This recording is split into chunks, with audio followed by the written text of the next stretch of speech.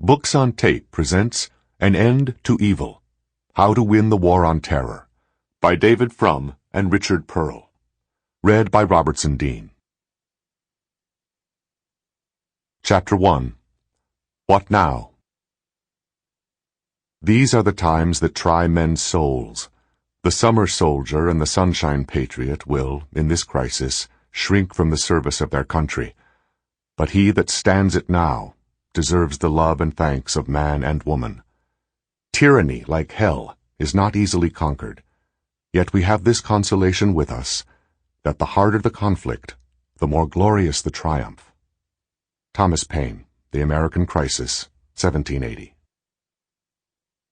We too live in trying times, and thus far our fellow Americans have passed every test.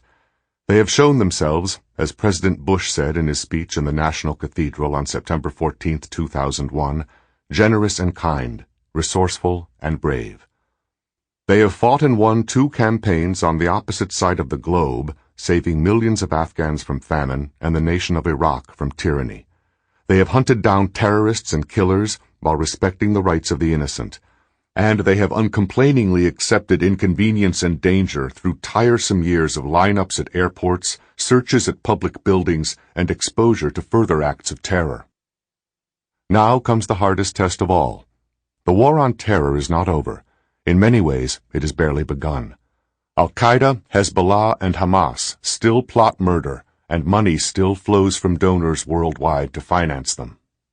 Mullahs preach jihad from the pulpits of mosques from Bengal to Brooklyn. Iran and North Korea are working frantically to develop nuclear weapons. While our enemies plot, our allies dither and carp, and much of our own government remains ominously unready for the fight. We have much to do, and scant time in which to do it.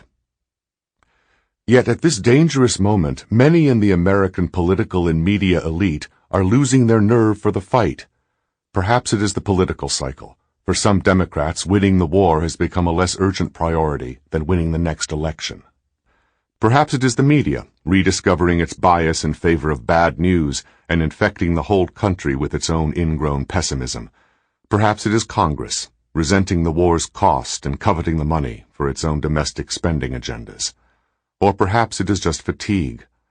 President Bush warned Americans from the start that the war on terror would be long and difficult and expensive.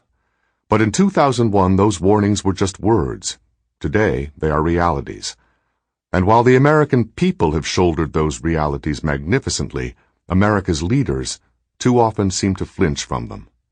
Every difficulty, every casualty, every reverse seems to throw Washington, D.C. into a panic, as if there had ever been a war without difficulties, without casualties, without reverses. In the war on terror, the United States has as yet suffered no defeats, except of course for 9/11 itself. But defeats may well occur, for they too are part of war, and we shudder to think how some of our leaders in their current mood will respond. We can feel the will to win ebbing in Washington. We sense the reversion to the old bad habits of complacency and denial. Throughout the 1990s, thousands of terrorists received training in the Al-Qaeda camps of Afghanistan, and our government passively monitored the situation.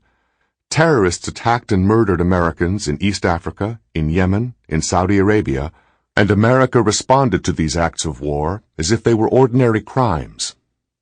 Iraq flagrantly violated the terms of its 1991 armistice, and our government from time to time fired a cruise missile into Baghdad, but otherwise did little.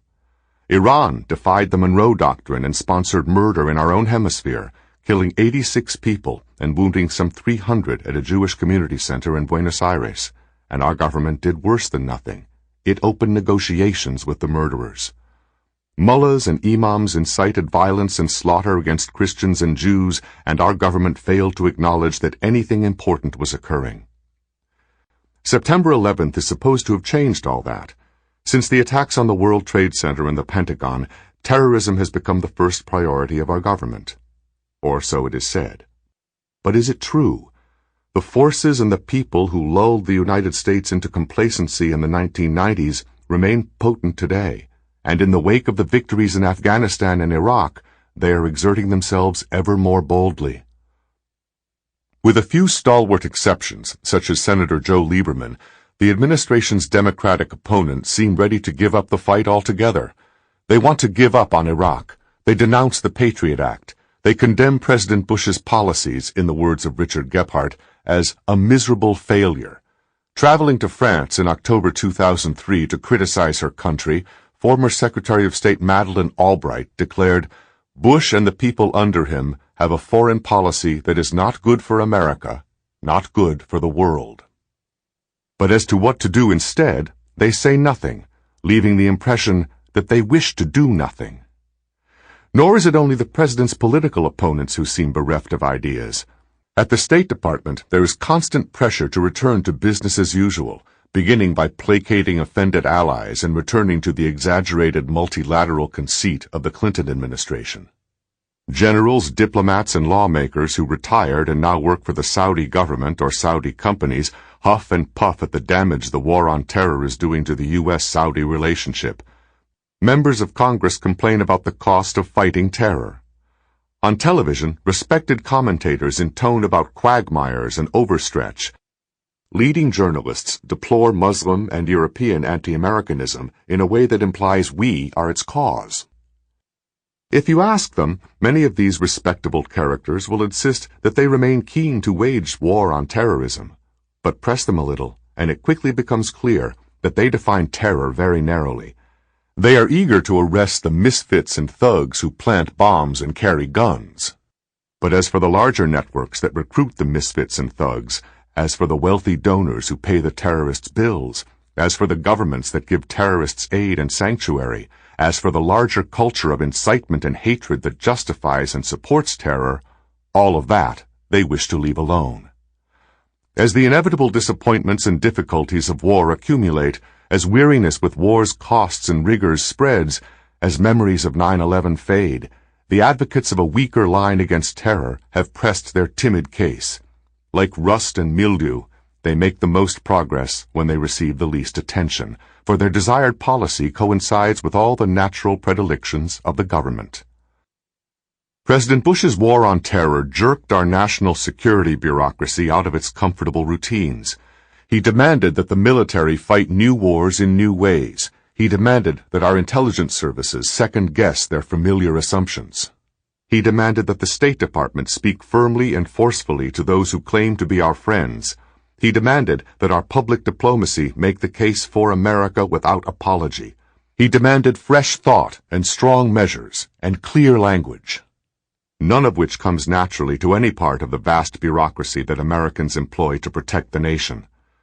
All of this departure from the ordinary has generated resentment and resistance.